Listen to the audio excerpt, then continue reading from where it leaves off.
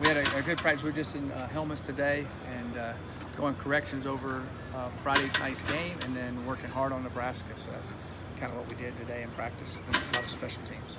Your overall impressions as you went back and watched, and I know you like to grade the film a little bit.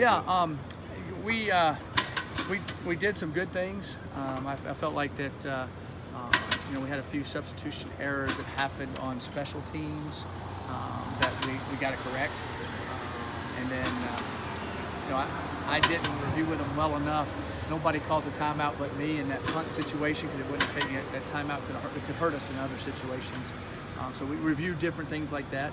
I felt like also that we on defense, there was a couple things we could have done better on some rush lanes, to kind of let the quarterback get outside a few times. That's going to happen every once in a while, but I thought our pressure was good there. I thought our defensive line played stout. I thought our offensive line played well, picked up a lot of different things they were trying to do. I thought our receivers on the perimeter blocked the best they've ever blocked since I've been here, and that allowed a lot of those big plays to happen. Of course, the guys made great runs and all that, but there wasn't 5 guys closing in, there was 1, or 2, which makes a huge difference. So I thought that was excellent. I thought Steven did a good job of knowing right where to go with the ball and understood his decision making, which was good. KD was pretty impressive in that regard, wasn't he? KD was pretty impressive with blocking. Yeah, I think KD made some good blocks. Ron, they all did. Jay made some really good blocks, and LaVisca made some good blocks. They all did back there. I thought they did a good job of helping each other out there on the perimeter. With Nebraska's game getting canceled, is that a positive or a negative for you guys? I guess it's both in a way. They haven't played a game yet, so I think that gives us a little bit of an advantage playing. The other side of it, we've never seen them play at Nebraska.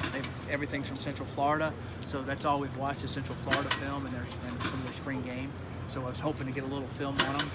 So they got a little film on us on some different things that we're doing. But overall, we'll go out there and play, and should be fine going into it.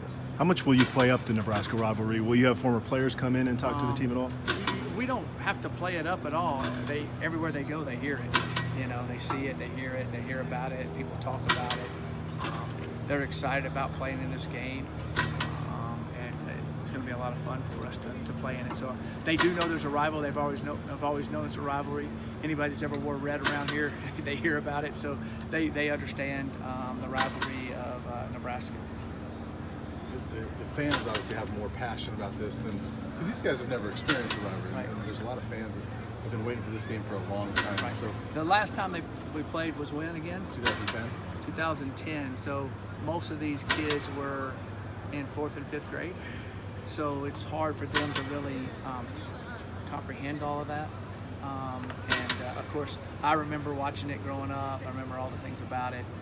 But they do know it's a big game. They do understand. They hear about it all the time. But as far as them growing up watching it, neither of the Nebraska kids.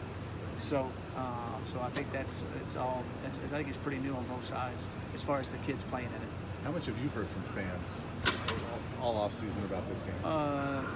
Every day, just like I do about the CSU game. Almost every day.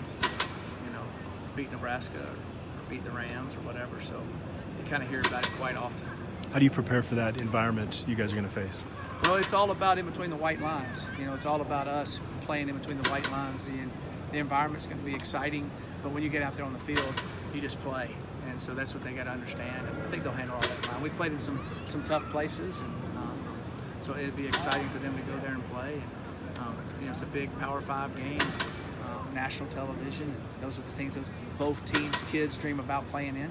And kicked off in the afternoon like it should be. And so I think it's a fun thing to happen. Just talked to Darren Hagler, and he played at Michigan a couple of years ago, and he said that's exactly what you said. He said once it gets in between the white lines, you kind of tune everything out. Is that the message that you want your kids to have? Yeah, I believe every competitor does that. When they get out there, in between the white lines, they just start playing. Jacob Callier, we saw him go out in the first half. Yeah, he's doing fine. He's doing fine. He should be ready to go. He was out there moving around today to see how everything progresses as the week goes along. But it looks like he should be able to play, but I won't know until later in the week. Any other injuries after that game? No, there's not any other ones that won't be playing in the game. that's questionable, like his situation.